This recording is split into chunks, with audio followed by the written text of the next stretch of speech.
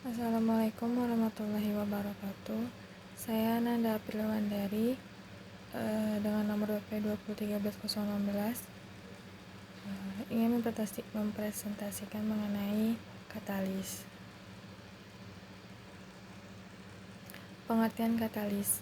Katalis merupakan suatu zat atau substansi yang dapat mempercepat reaksi dan mengarahkan atau mengendalikannya tanpa terkonsumsi oleh reaksi, namun bukanlah tanpa bereaksi. Katalis bersifat mempengaruhi kecepatan reaksi tanpa mengalami perubahan secara kimiawi pada akhir reaksi. Peristiwa atau fenomena atau proses yang dilakukan oleh katalis ini disebut dengan katalisis. Klasifikasi katalisis dibagi menjadi 3 macam, yaitu katalis enzim, katalis asam atau homogen, yang ketiga katalis basa atau heterogen.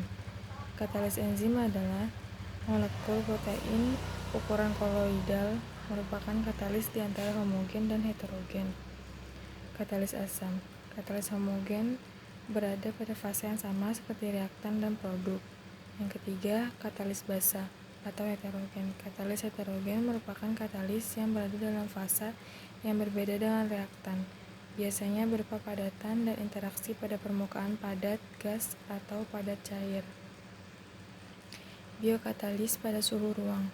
Salah satu enzim yang berperan di dalam industri adalah enzim protease, karena enzim ini banyak digunakan baik untuk pangan maupun non-pangan. Yang pertama yaitu dalam industri kulit. Enzim protease ditambahkan untuk membantu membebaskan bulu-bulu pada kulit dan melangsungkan hidrolisis sebagian protein untuk melunakkan kulit. Yang kedua, pada industri kue dan roti. Protease akan mengubah sifat-sifat viskoelastik adonan dengan menghidrolisis ikatan peptida pada interior gluten sehingga mempersingkat waktu pengembangan gluten. Yang ketiga, pada industri keju. Protease ini digunakan untuk menggumpalkan susu pada industri keju. Katalis yang digunakan pada suhu tinggi. Aplikasi penggunaan katalis heterogen di bidang industri, yaitu pada industri minyak. Minyak mentah juga dapat diproses melalui metode cracking. Dalam metode ini, senyawa hidrokarbon rantai panjang diubah menjadi senyawa hidrokarbon rantai pendek dengan pemanasan untuk memutuskan ikatan karbon-karbon. Untuk menghemat penggunaan panas, maka digunakan katalis dan proses ini dinamakan catalytic cracking. Senyawa yang biasa digunakan sebagai katalis yaitu zeolit dan suhu reaksi adalah sekitar 500 derajat Celcius. Sifat-sifat katalis. Yang pertama, katalis tidak mengalami perubahan yang kekal saat reaksi, namun mungkin saja terlibat pada mekanisme reaksi. Yang kedua, katalis mempercepat laju reaksi, tapi tidak merubah jenis dan jumlah hasil reaksi. Yang ketiga, katalis menurunkan energi aktivasi reaksi, namun tidak merubah perubahan entalpi reaksi. Yang keempat, katalis mempunyai aksi spesifik, artinya hanya dapat mengkatalisis suatu reaksi tertentu. Yang kelima, katalis dapat diracuni oleh zat tertentu sehingga menjadi tidak aktif sebagai katalis lagi. Deaktivasi katalis. Ada 3 macam penyebab deaktivasi, yaitu yang pertama, fouling atau pergerakan. Deaktivasi katalis akibat pergerakan pada umumnya berlangsung cepat. Pergerakan terjadi jika ada zat-zat dalam reaktor terdeposit di atas permukaan katalis dan menutupi pori-pori katalis secara fisik. Yang kedua adalah poisoning atau peracunan. Deaktivasi katalis akibat peracunan pada umumnya berlangsung lambat. Peracunan disebabkan oleh absorpsi kimia zat-zat dalam aliran proses. Yang ketiga ada sintering atau penggumpalan. Deaktivasi katalis akibat sintering disebabkan oleh pertumbuhan atau aglomerasi kristal yang akan merubah struktur kimia katalis. Reaksi katalis homogen. Reaksi berkatalis homogen fase gas yaitu ada pada katalis NO, ditambah setengah oksigen menghasilkan CO2, CH3CHO bereaksi dengan CH4 plus CO, katalisa uap iodida.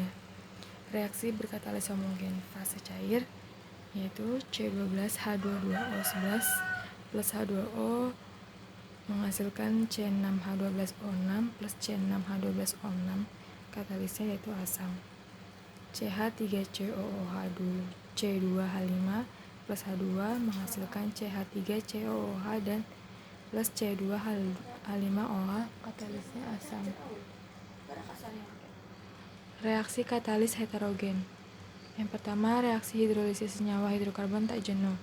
Etilen dipanaskan pada temperatur 300 derajat Celcius dengan menggunakan katalis selit akan menghasilkan etanol.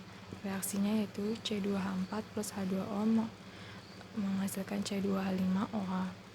2. Reaksi hidroklorinasi asetilen dengan HCl menggunakan merkuri klorida akan menghasilkan vinyl klorida. Reaksinya CH lantai 2 CH plus HCl menghasilkan CH2 CH2 plus 2H2. Yang ketiga, hidrogenasi butana dengan menggunakan katalis Al2O3 dan CuO3 akan menghasilkan 1,3 butadiene.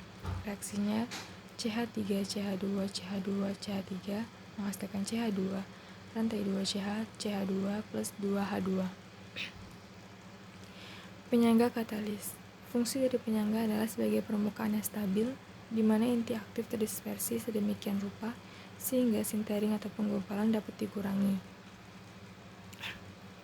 Dengan demikian, penyangga harus tahan terhadap penggumpalan dikarenakan panas, yang artinya harus memiliki titik lebur yang tinggi atau minimal lebih tinggi daripada titik lebur inti aktif.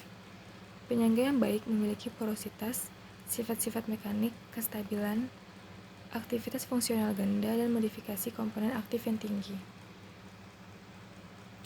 Promotor katalis. Pada kebanyakan industri, promotor kimia digunakan dalam jumlah kecil dan promotor tersebut mempengaruhi kimia permukaan. Fungsi promotor dapat meningkatkan aktivitas, selektivitas, dan kestabilan katalis. Bahan yang digunakan sebagai promotor diantaranya yaitu CaO dan K2O. Regenerasi katalis. Aktivasi katalis yang telah terdeaktivasi dapat dipulihkan kembali secara parsial maupun sempurna melalui treatment kimia. Proses regenerasi yang berlangsung lambat dapat disebabkan oleh meningkatnya batasan termodinamika atau tahanan difusi akibat menutupnya pori-pori katalis. Peningkatan tahanan difusi ini akan menurunkan efektivitas faktor katalis. Sekian presentasi dari saya, semoga